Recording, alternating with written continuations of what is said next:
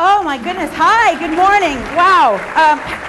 Yeah, is the mic working? Is my hair all right? Oh my gosh. Oh, look at drama isn't in the middle of my slide. What am I going to do about that? Oh my goodness. What if they don't like my talk? What if you don't like my talk? What if you don't want to hear my message? What if this...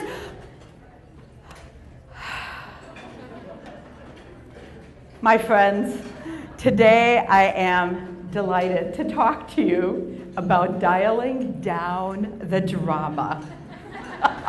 And trust me, I've never had the opportunity to have to psych myself into being dramatic to start a speech like I did today. So that was a new experience. And I just want to start my timer here so I honor my time. Go, start. There we go. There we go. So, I breathed. But this is my go-to. Something good is going to happen to me. But I just don't say it. Something good is going to happen to me. I want to hear it. Something good is going to happen to me. Yeah, and that wasn't quite good enough for me. I want you all to stand up. I know you're trying to eat. It's okay. You can manage that drama. You can do it. Come on now. Come on now. Come on now. Wiggle the middle, ladies. It's great for us. Something good's going to happen to me. One more time. Something good's going to happen to me. Yes, have a seat. Thank you. Woo! I am so pumped to be here. I love a room of fundraisers. I'm so pumped to be here, and I have to thank AFP New Jersey, and I especially want to give a shout out to Steve Ryan, because Steve, thank you. Steve is the one who originally ran into me at AFP International and said, "You've got to come to New Jersey," and I said, "I'm in. Yeah, let's do this." Took us a couple years, but we're here, Steve. Thank you. And to all of you, this has been an incredible conference. I know I'm supposed to say you're supposed to tweet and do these kinds of things, so let me tell you another drama story. I'm at AHP in California. I'm at 4 o'clock in the afternoon. All that's between my message and the cocktail hour in the beautiful California sun. Me, right? And I'm in the room where you have to leave the conference center, walk down a long corridor outside by the swimming pool to get to my room. The woman in the room before me had 4 people. I love it, you know? And I went, something good's going to happen to me. And I believed I could be in that room, and I believed people wanted to hear my message. And I had a full house. And then everybody's on their phone. And I'm like, what am I doing wrong? What am I, don't they like me? Am I not saying my message right? And then, if you picture this, it's a dark, black room. And every time someone comes in the door, that bright California sun comes to me and blinds me. And suddenly, people are coming in that back door, blinding me every 10 seconds. And I'm like, where are all these people coming from? Guess what they were tweeting? Come see Marcy. Oh, I get it. So all my drama around why are they on their phones was saying, hey, this is a fun session, come on down. So then the door opens and the sunlight pours in. My friends, I'm from Wisconsin. It snows there. It snows a lot there. I love the snow. I have been called. I have been called to do something different in this profession. Come to my session this afternoon and I'll talk about how to do this, how to do that. Yeah. But this noon, I want to talk to you about being happier, having more joy in your life, taking out some of the stress. What if they don't fund our proposal? What if my cell phone dies?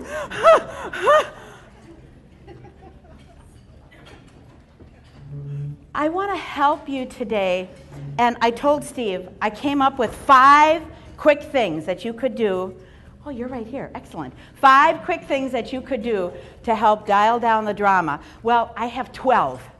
I'm an overachiever. Welcome to the room of overachievers, right? So I'm going to go really quick through these, but my whole goal is to empower you with the mindset and the words. When people said to me, how did you raise $1 gazillion billion at the UW? I said, it's because of the way I was thinking. It's not because I'm any magic person. It's not because I say things a certain way. It's because of how I think about what I'm doing. So that's what we'll talk about tonight. I'm also a girl singer, so guess what? Today we get to sing. Yay! Yay! Have any of you been with me before and gotten to sing? Yes! Oh, good. We'll have you lead that side of the room. Thank you. All right. We're going to sing a little song, and Clifford, my man's here. We're going to sing a little song about people love to give me money, and that'll be great. But I was at a session once, and the speaker was Maya Angelou. And she said, I'd like somebody to come up and sing with me. Boom!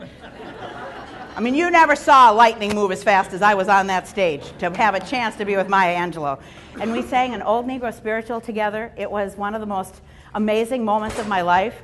And when she died a few years back, it was a grieving process for me. It was hard to lose her. In this talk, she said, you want to compose a good world. It's an honorable and noble profession. My friends, that's what we're involved with. We are in an honorable and noble profession. We are in an honorable and noble profession. That is our vision statement. And I thank each and every one of you for being a part of this honorable and noble profession. Thank you. Thank you. Thank you. Yeah. And I also want you to know that all this drama stuff, of course I'm not talking about you, but this might be somebody you know or somebody back at your office that you could share this information with. So if you're going to talk about something, you need to define it. I'm a biochemist by training. I'm all about research. So what is drama? Drama is a way of relating to the world by overreacting to anything, often with a negative tone.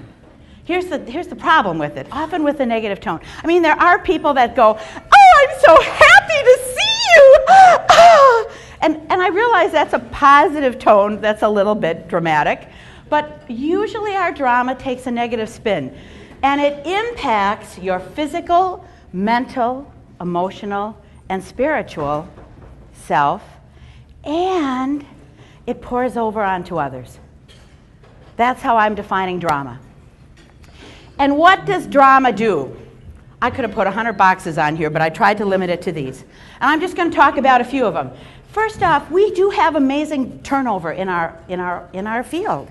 When I interview people in feasibility studies, and I get through the feasibility part, and I say, hey, we're here talking, I work with a lot of development folks. Could I just maybe talk to you a little bit more about what we do really right and what we do really wrong? They say 2 things to me. One, they say, well, you know, I don't even bother getting to know their name anymore. It'll be somebody different next time. This is when I'm one-on-one with these, you know, I'm not soliciting them. I'm not part of that relationship. I'm just doing a feasibility study. The second thing they say is, could they ever say thank you without their hand out? So we'll talk more about that in another session, but I wanted you to hear the first one. It's important that we put ourselves in environments that we want to stay in. And if any of you have had, I know none of you in the room, but a dramatic boss or a dramatic environment, or just a place where it's really hard to kind of get through the days. Yeah, I'm seeing you kind of pointing fingers out there. Drama is one of those things. Would you agree you can get an email that just about ruins your days? Yes or yes? Yeah.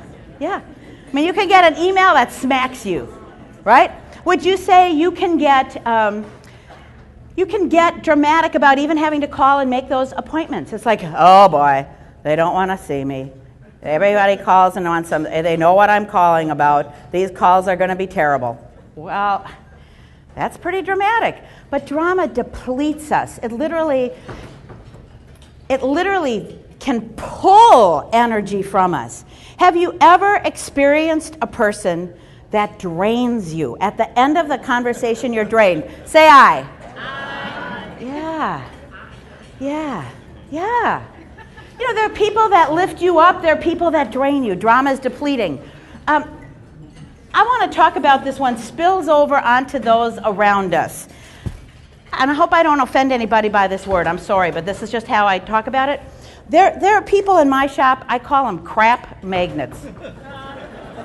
And these are the people that come in, and every single day there's a new story. Oh, my coffee spilled on the way to work. Oh, my kid wasn't ready for school. Oh, I came in today and it was raining. And they've just got all of this crap around them, right? Any of you know of a crap magnet? Say aye. Yeah. This is my advice to you. They're covered with crap. Stay away from them. You don't want them to get their crap on you.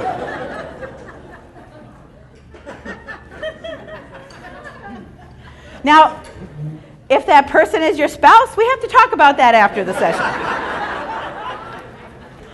One of the things I did when I launched over to the dark side of consulting is I went back to school and I got my PLCC, Professional Life Coaching Certification. It's a big, long program at the university. But I realized that I had to know more than how to raise money. I had to understand how I could help people solve the confidence and the insecurities and some of the emotional challenges that come with doing our work. So I purposely went back and got another degree, and it's this side of things that I think is so much more powerful in us being successful in what we do. And I want to give you all permission to acknowledge that. You know, I'm tough. Yeah, okay. But we all can take a time to understand that we deserve time to relax, time to reflect, time to rejuvenate, time to reinvigorate our spirits. Because drama damages our health, it damages our joy, it damages our relationships, personally and professionally. And when you are in a tizzy, I'll use that word. Oh no, what did I just do? Phew. Something good's gonna happen to me. And it's not this clicker. When you're in a tizzy, you're wasting time. Have you ever, is this familiar at all? Have you ever let something, and this happened to me I was at Thiel College doing a boot camp on raising major gifts, and a gal came up to me and she said her boss always comments to her about the way she's dressed, and it's not particularly positive. And if that happens at the first thing in the morning, she says it can ruin my whole day. I'm worried about what I'm wearing because she doesn't like the way I dress. Well, you've just wasted that whole day. I mean, you've just not used that whole day for what it could be. That's the real issue here. This drama wastes our time. It saps our energy. It wastes our time. And the other thing I want to say is there's some things I think we use in our profession, and I know we talk about our AFP Bill of Rights. It's something very important to me. How do we have whole conferences on telling stories. Let's be sure that those stories pull people to honorable action. That's all I'm going to say. Some of our stories get pretty dramatic, don't they? Let's be sure that we know what action we want. I'll tell you a quick story. We have something in Madison called Summerfest. Actually, it's in Milwaukee, but it's called Summerfest. All kinds of bands. I'm a girl singer. I love to go to it. Standing in the line, captive, walking into Summerfest, lining up on both sides, were people carrying signs. They have a right to carry signs. They have a right to stand on the street, I understand that, of cut up animals and cut up fetuses. And they had a message. Now, I'm not going right or wrong or up or down with this. I'm just saying that that's what I looked at as I walked into Summerfest from my fellow nonprofits.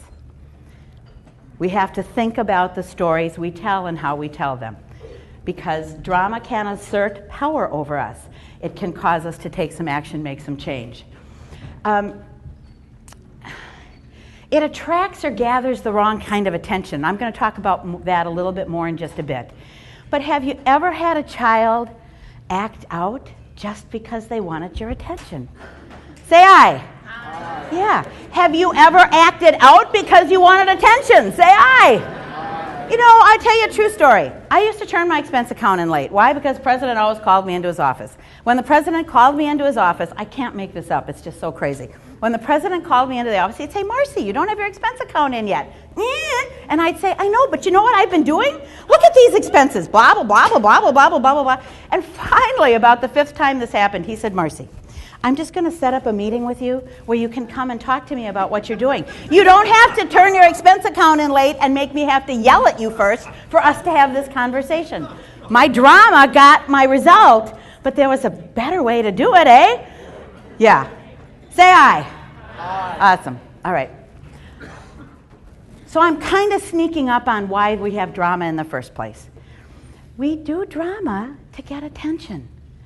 And, there's something that gets messed up way back when, and flying in here yesterday, this couldn't have been better, thank you God. I sat next to a woman with a 4-month-old baby in a very small plane. And we sat down together, and I said, this is going to be a great experience for me. Okay? And we sat down, and she was on it. She had the bottle, she had the Nook. She was ready. I could tell. She was a prepared mom. And we talked about this, and of course we got a little ways into it. Right? Well, flipped out the bottle, poof, popped it in. We're all set. We got through the bottle, wiggled around, and then she popped in the Nook, stretched him out, went to sleep. Perfect. But what does that tell us? When we're born, when we're babies, we learn something. We learn that if we act out, if we do drama, the only way we know. We don't come out saying, excuse me, Mom, please, could I have a bottle now? Right? We come out saying, I'm hungry. That's how we learn how to do it. And that action gets us attention. And the problem is, and this is really very profound, the problem is we equate that attention with love. And it's not love. It's a reaction to something we've done. Love is much deeper, much more real, much more powerful. So attention is not respect. The person that comes in at 6 in the morning and works till 10 at night, and you say, oh boy, Charlie's here all the time. He gets the attention. Do you respect him for that? Do we say, wow, hooray for Charlie? Is Charlie saying to himself, wow, I'm here all these hours, that means that I'm getting respect? When maybe what he really needs to say is, how do I stand up for myself, manage my time, get home to my wife and kids, and get the love and the respect that I need in my life? Yes? True or true? True. Yeah. Attention is not appreciation. I know that it's not happened in any of your organizations, but I have had donors that I would describe as high maintenance. Now let me tell you, I gave them a lot of attention, but did I appreciate them? Think about it. The one that says, I had the one that went, well, I won't even go there. Well, she wanted to serve Caesar salad in a 103-degree Wisconsin day outside. And the chef is saying to me, we're going to poison everybody here. I said, okay, well, let's talk about this. But she wanted that salad on regular plates. It just goes on and on and on and on and on. I gave them the result from their drama. I gave them the attention. But it wasn't respect or appreciation. Do you see the difference? Say aye. Is this meaning something? Yeah? A nod or something. Let me know you're with me on this. Because it's really very important. It's really very important. We're just big kids. And we're saying, I want the office with the window. Maybe we don't say it that way. But we have our ways of acting out. And attention is not respect, appreciation, or love. I think when we realize that, it helps us understand a little bit how to manage this. And what I want to empower you with today is that it's your choice. That you have the power to control what drama does in your life. You do. You have the power. Let me give you a few examples. So my support person's name was Carol. My huge board of visitors, my big primary board, coming into town for a board meeting they only have 3 times a year. She comes into my office and she says, It's a big handout. It's a big monster handout, right? They only come in 3 times a year. It's big fat hot. Okay? And she says, Marcy. I said, yes, Carol. We're out of, let me say this correctly. We ran out of green paper. Is it okay if I put the handout on goldenrod? I don't care. I said, sure, fine. So what did I get?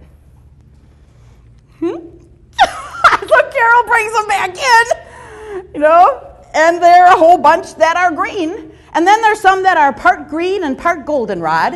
And then there's some that are all goldenrod. So what she was saying is, I just ran out of green. Can I put goldenrod in there to finish the job? Now that's a communications thing, but communications often leads to drama. So I have a choice here. Now I can either say, Carol, what were you thinking? I don't want to have handouts that are 3 different colors. But I breathed, which is one of our techniques. And I said, okay, Carol, so now I get a choice here. I can either stay at the office. She's left now. It's 4:30, and she's, bye, have a nice meeting tomorrow. Yeah, thanks, Carol. Thanks a lot. Thank you. I can stay there and redo them, right? That's one option. I can get really upset about it and march around to 5 other people's offices and say, would you believe what that Carol did? I told her she came in and asked me goldenrod, and then she gave me green and goldenrod and goldenrod. And then I could go to the next office, whoever's still there, and I can say, would you believe what Carol did? Right? And I could do that. I could spend some time doing that, right? Right? And I know you've seen it. Don't you dare tell me you haven't. You know you have. Because you run into this person outside the bathroom, and they're on about the 10th person, and you're like, my God, they're still telling the story. Or I could just go with the handouts. Oh, my board of visitors? My highest donors? Really? Oh, I went with the handouts. I just took them in. And the board is like, whoa, Marcy, is the handout supposed to be green or gold? Or some of these are green and gold. What? And I said, gentlemen and ladies, I said, last night, this is exactly what happened. And I told them the story. I said, this is what she asked me. This is what I said. And these are your handouts. Welcome to my world, sweethearts. And I said, so I decided that all of you could manage this.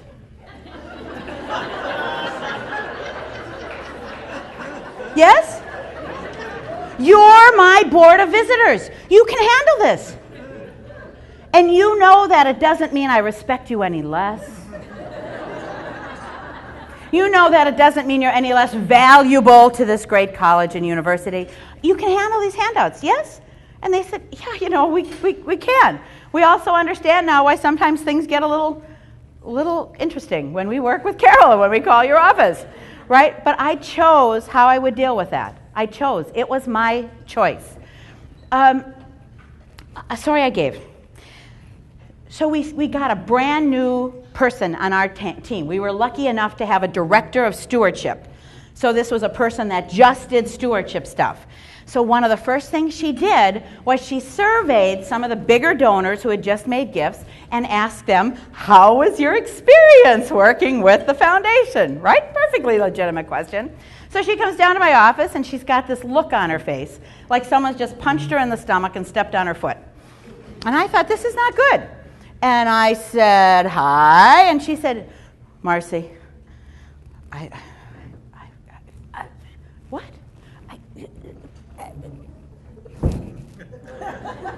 Okay. That's how some people ask,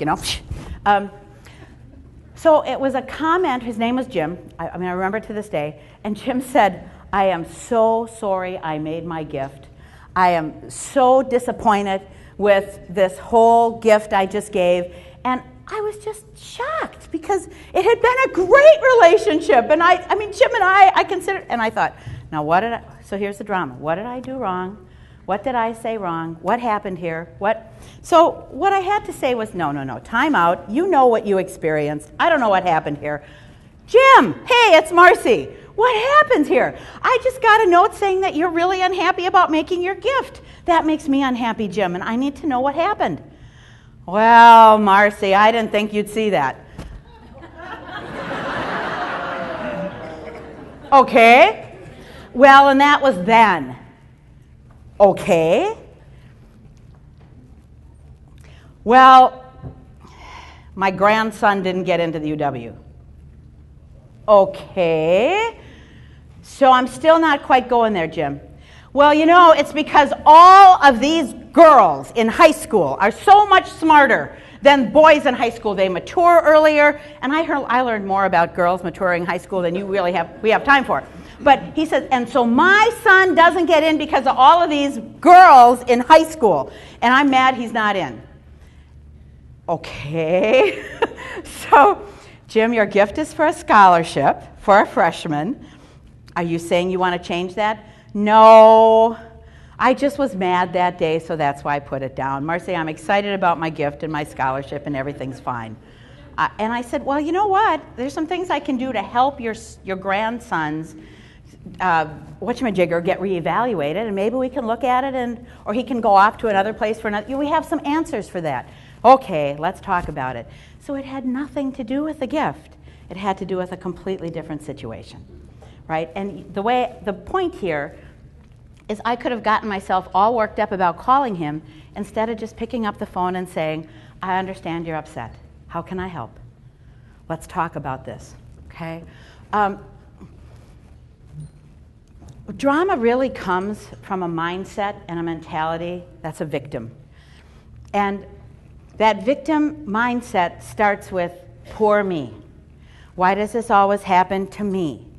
And life is happening to us instead of we are directing our lives. And that's a very important change. And I will tell you, I bet there are people in this room that don't really want to hear this, because it's far more comfortable to blame somebody else. It's my spouse's fault, it's my kid's fault, it's my boss's fault, it's the government's fault, it's the neighbor's fault, it's the leader's fault, it's somebody else's fault, not me. And I'm very comfortable doing that. I'm very comfortable being the victim.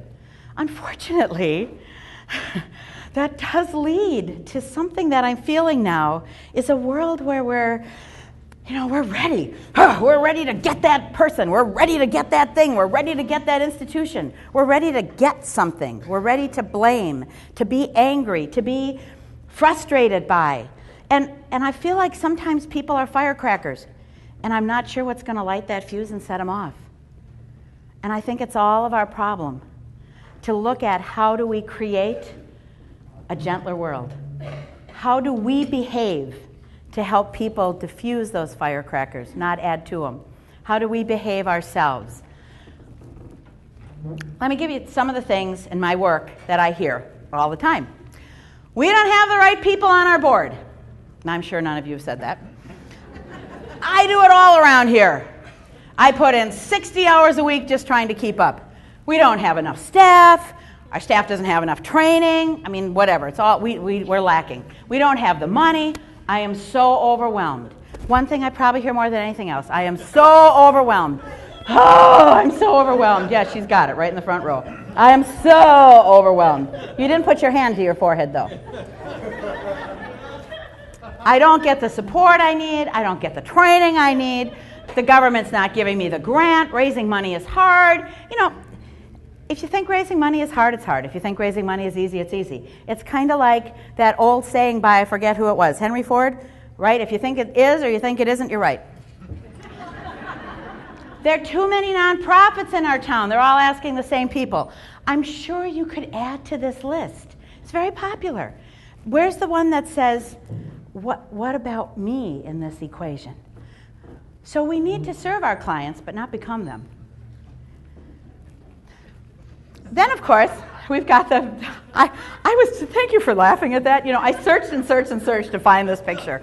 And if you look at it closely, she's even got the bent eyebrow, you know. I can't do that with my eyebrow, but she was just perfect. So then there's when this drama that we're feeling spills over onto others. What are you thinking? How could you be so stupid? What will our donor say about this? You spelled his name wrong on the invitation. Really? Right? Don't you care? All of this comes from this place of, we say this to our children, we say this to our colleagues. My friends, we need to stop saying it. We need to eliminate these words. These words plant in their minds. These words, there's a whole body of research. I'm on the board with the Center of Mindfulness at the UW, and it's a fascinating place. And we've learned that our minds operate like Google. So you know how you type something into Google and you get 100,000 hits? Our minds do the same thing. So if I say to myself, which I do, Marcy, why are you always late? You know, you come in after the bride.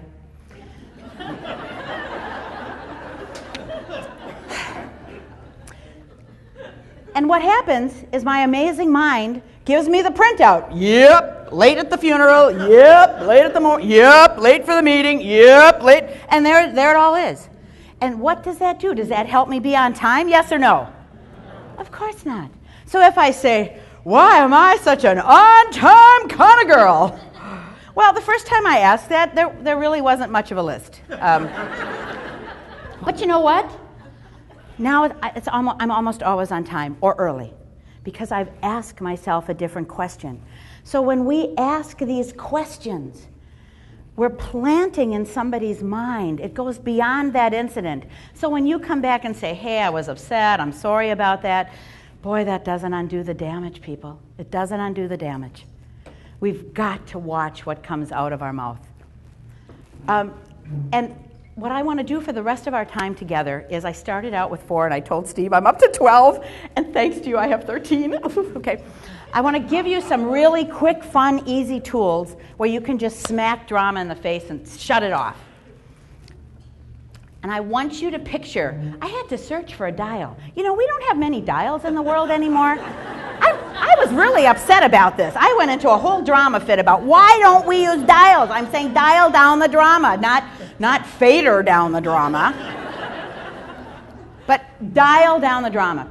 And I want you to see, this is something Tony Robbins taught me. It's called an anchor. I want you to see your hands on that dial, and I want you to appreciate. Lift your hands up, come on. Hold it like you're holding that imaginary dial, and I want you to turn it down, and I want you to turn it up, and I want you to turn it down, and I want you to turn it up. Yeah, you control the dial. You control the dial. Okay? So here's number 1. Everyone take in a deep breath. Your breath is always with you. Your breath buys you a little bit of time. So, Marcy, so-and-so donor just walked in the office and he looks pretty hot. Buys me a little time, lets me plan my answer. Also puts oxygen into my brain so I'm smarter. Good thing. Breath. It's always there, always available to you. But you know what does happen when we get dramatic and we panic? Is that flight, fight, or fright hormone. Now just listen to those words. Adrenaline. Fight. That's real positive. Flight. Flight, fright, or flight. Flight, fright. Ah! Okay, Halloween was just around the corner. Boy, I scared him so much this year I had all the candy left. Fight, flight, or fright. All of those things get your adrenaline going. There are people who sleep in an adrenaline rush. That's not a good thing. It's always there, right? So we need to be sure that that breath helps us calm that adrenaline rush. So very important. Number 2.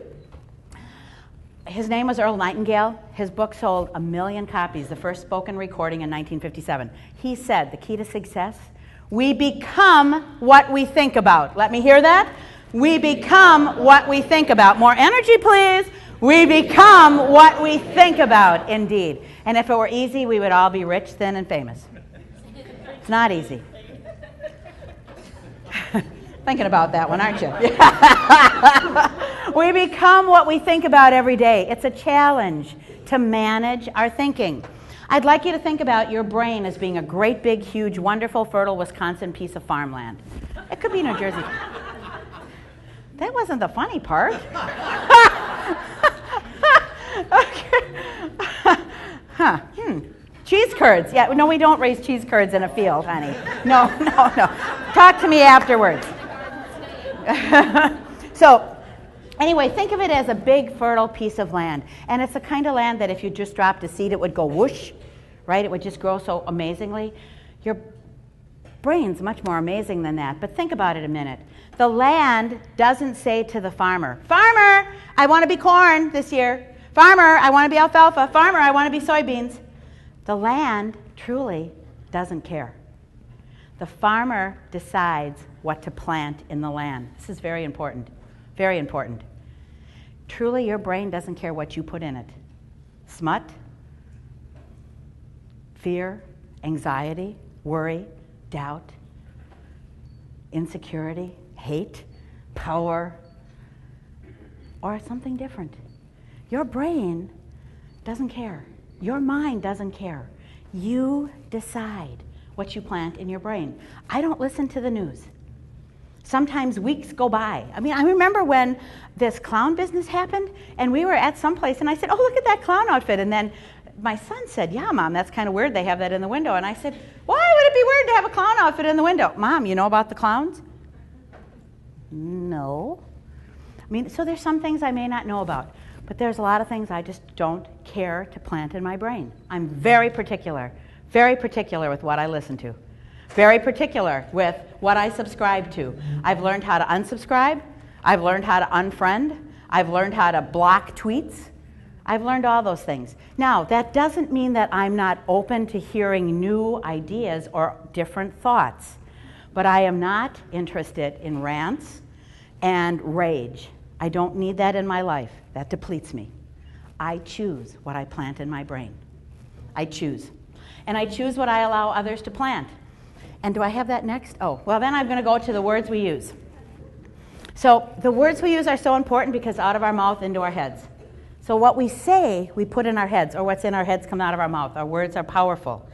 So let me just say to you some words we've got here. Steve, I'm going to pick on you, senior, right there in the front row. So Steve, hi, and Marcy, nice to see you today. Steve, you are a suspect for our organization. And I am here today to qualify you. And if you pass what we're looking for, then you'll be a prospect. And then I'm going to follow up with you on my strategy so I can move you along till I pitch you and then close. There we go. Huh? Okay. Now, I have rewritten in my book, everything is about different words that we use. I have a perspective giver. I say instead of qualifying you, I'm exploring if we share values and interests. That's really what we're trying to do. Is there something about you that likes something about what I'm doing? A giver, I'm going to stay in touch. I'll keep you informed. I have planned touches. I'll inspire you. I'll invite you to invest. And I'd like to create a partnership.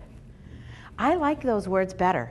I've been raising money for almost 40 years. My birthday was yesterday. I was born on National Philanthropy Day.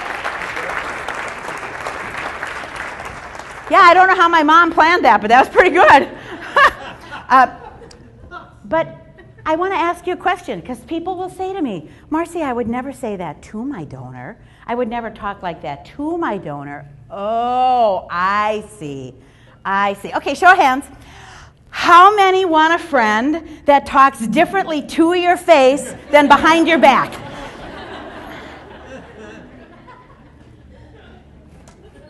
Okay. Part of what happens when we're feeling like a victim, the first thing that pops into our head is, "Why me? Why does it always happen to me?" Did I do that pretty good? Okay. The thing we need to ask ourselves is, what's next? The faster we can go from why me to what's next. So, why me? I'm speaking in, it's kind of important because the cities are apart. It's in Nebraska, and there's Omaha and Lincoln. And I was talking in Lincoln, but I flew into Omaha because it was cheaper. And we're nonprofits after all. And so I rented a car, and I was going to drive down to Lincoln. The morning I left, the car got a flat tire. Why me? Why do I get the car with the flat tire? And AAA said I botched it up so bad they couldn't even fix it. So that's a whole nother story. So I could stand there and say, why me? And look at the tire and wring my hands. Or I can get on the phone, call my client and say, hey, my car's got a flat tire, can't be fixed. You're going to have to come get me. And she said, okay, well, if I leave right now and we turn right back around, we can get you here on time. Boom. And up she came, she got me, and we did it.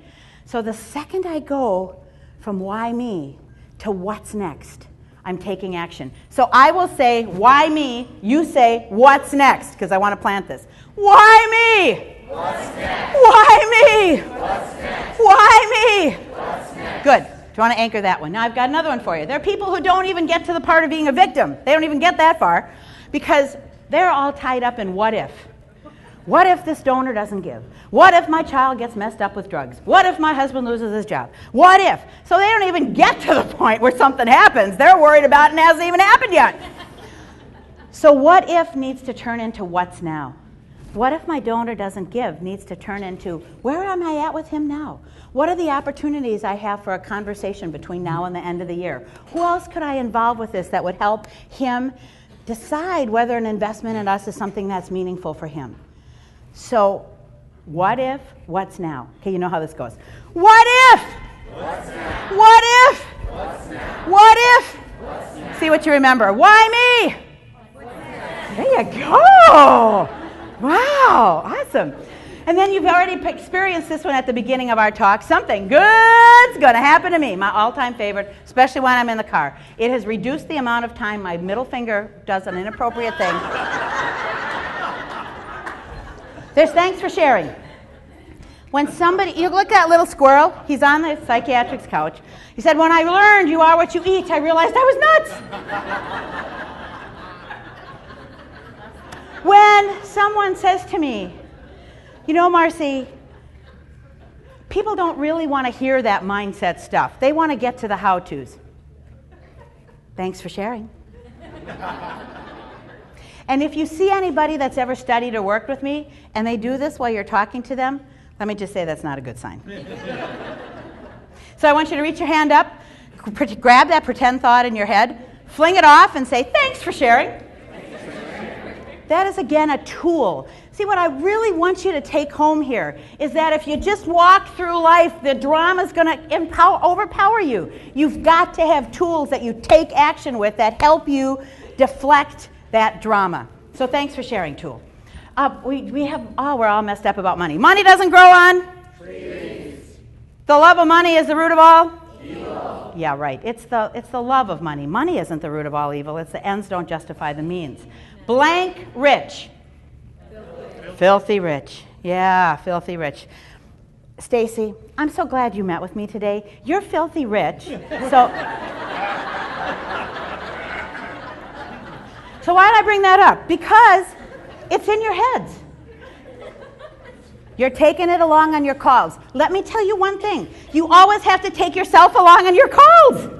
You can't leave yourself back at the office and maybe just have your mouth go or something. Hi, this is Marcy's mouth and I'm here to talk to you today.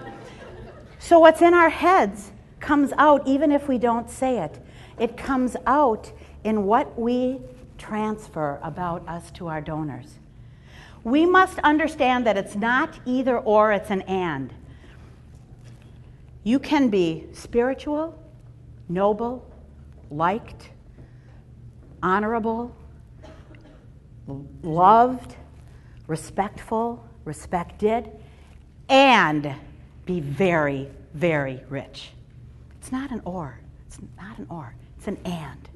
And I know we know those donors who are. So we've got to get our heads around how we feel about wealth and money. Resentment's like taking poison and waiting for the other person to die. If we resent that wealth, we can't bring to us what we resent. You know, money's not important to me. Money's not important to me. Money's not important to me. What if you said that to your spouse? Hey, you're not important to me. Would he stick around? Money's important to me. Gets a lot done. Okay? Now, if all works well, there'll be music. Yes! Oh, we get to sing. People love to give me money. Yay! Clifford, my hero. I'll sing it for you. People love to give me money to make a difference. A bum, bum, bum. People love to give me money. I'm the link to their investment. Your turn! People love to give me money to make a difference. Bum, bum, bum. People love to give me money. I'm the link to their investment. Just the men.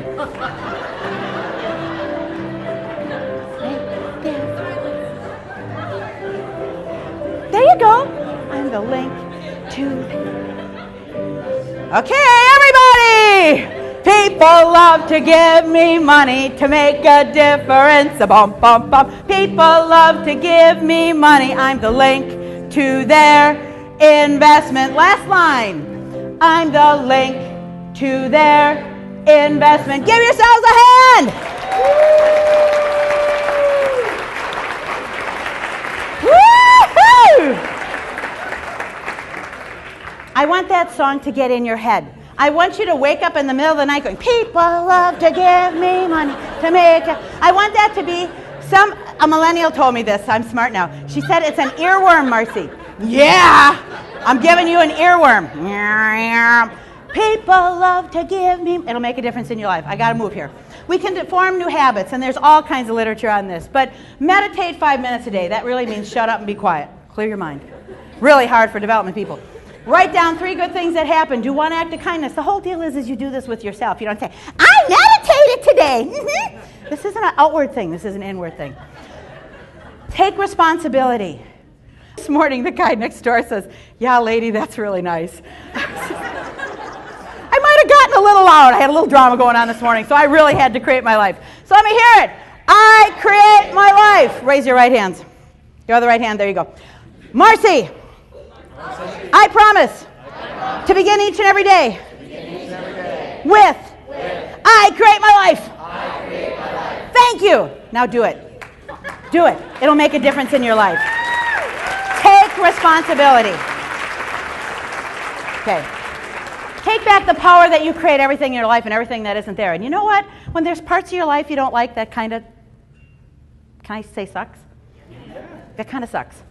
You know, when you look at yourself and you say, I was going to get this done, didn't happen. I create my life. When I want to go, my basement looks like a landfill. I create my life, but boy, it still looks like a landfill. So that's all I can say about that. You control the dial. And I wonder what I want from you. I want you to have a different default after what we've talked about today. I want you to have a different default.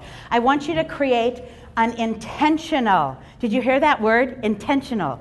An intentional default. I want you to have an intentional default that you can go to. Pick one. You know, maybe it's something good's going to happen to me. Maybe it's I create my life. Maybe it's why me, what's next? Whatever one you liked, what works for you.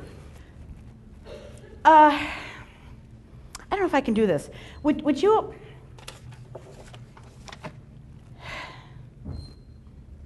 Nah. I don't know if it'll be quite the same. Okay. This is my son, David. Well, I might. We'll see if I get past it, because I should be able to manage this drama.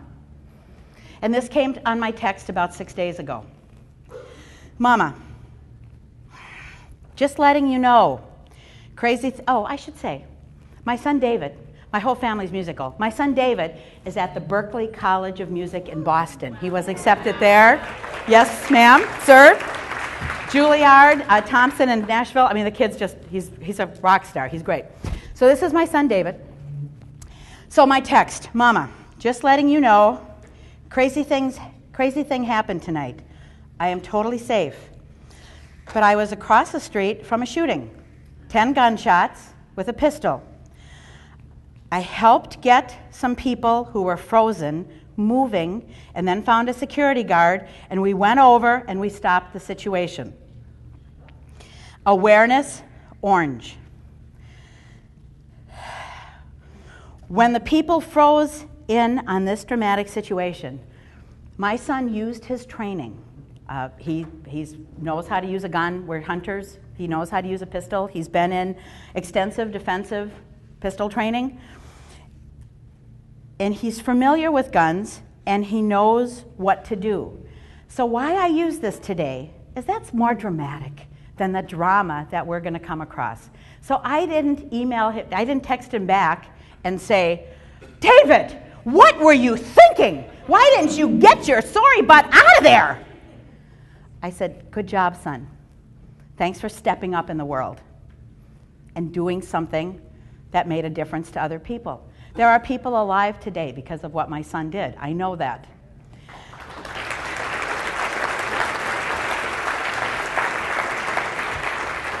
So his default was from the training he got. And I'm saying to each and every one of you that we have a world we can make better if we all choose to have a default that's different than anger and criticism and blame. So snarky, angry posts, you know what? You got a right to do them, you bet. Taking sides in a conversation, judgment, being cliquey, being a victim, blaming, being two-faced. I'm going to kind of put politics out there, how we deal with that. So I want to one more time have you go through those things and pick something. So why me? What's next? What if? What's now? People love to give me money. People love to give me money. I create my life. I create my life. We become what we think about. We become what we think about. Something good's gonna happen to me. Something good. Oh, you are wonderful. And come forward. Come up. Yeah. She said this to me this morning, and it's just wonderful. And it's not, help me, it's not Amanda. Samantha, yeah, there we go. I hear. Oh. Get nice and close to me so you can talk into. She's got another one. This is so great. Talk into my mic here. Be a thumb, not a finger. Did you hear that? Be a thumb, not a finger. Be a thumb, not a finger. That rocks, Samantha. So when drama happens, I want you to default to one of these tools. I want you to understand you control the dial. You can make a difference each and every day in the life of another person. And I think now, and how does this impact our fundraising, our development work? So when you have no judgment on a giver's decisions, they'll get quicker to a yes. When you aren't judging, they're not right or wrong if they say yes or no, you'll get farther with them regardless of what their answer is at this time. There's more time for major gift work when you're not running up and down the halls telling your story 7 times, right? You got more time when you dial it down. There's a clearer vision in donor relationships because you're not about, I've got so much to do, and all this in your head when you're out with your donors. You're there, you're present. There's less delay in setting appointments because you're not saying, nobody wants to see me. You're saying, yeah, they can't wait to pick up the phone and Marcy is coming to see them. Attracting more money because you have less wealth resentment. That's an important one. More positive giving intentions. You can roll your eyes, but when I needed help in a campaign, and do you remember file folders? You know, they're manila, and you put a little sticker on them, and then you put them in well, I use those. And when I needed a new person, I would put new major donor on a file folder, and I'd put it in my drawer, and I would welcome that new donor. I know you can roll your eyes, but it worked. So more positive giving intentions. More gratitude. When we're out of our drama, we really say thank you. We really give appreciation because it's not about attention. It's about appreciation, that really good stuff.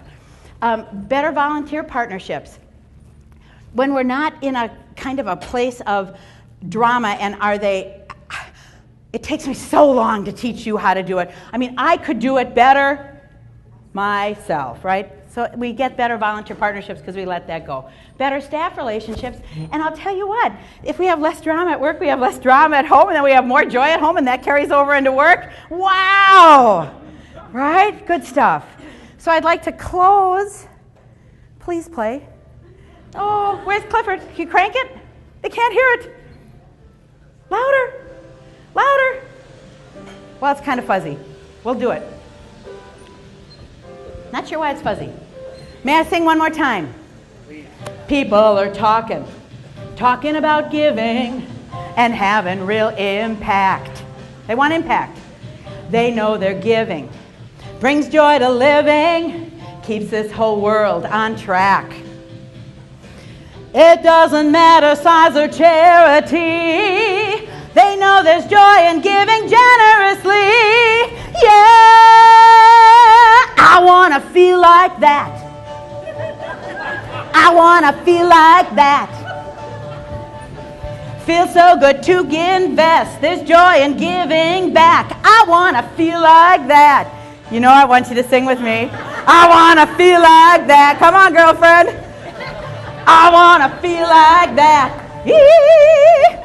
Feels so good to invest. There's joy in giving back. I want to feel like that. Yeah, put your hands together for me. I want to feel like that.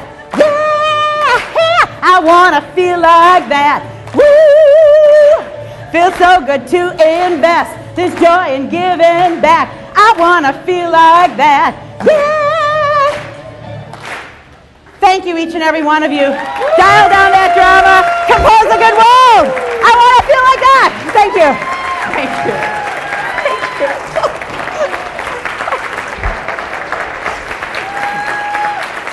Thank you.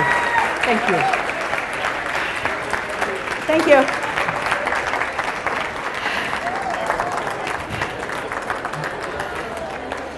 Awesome again.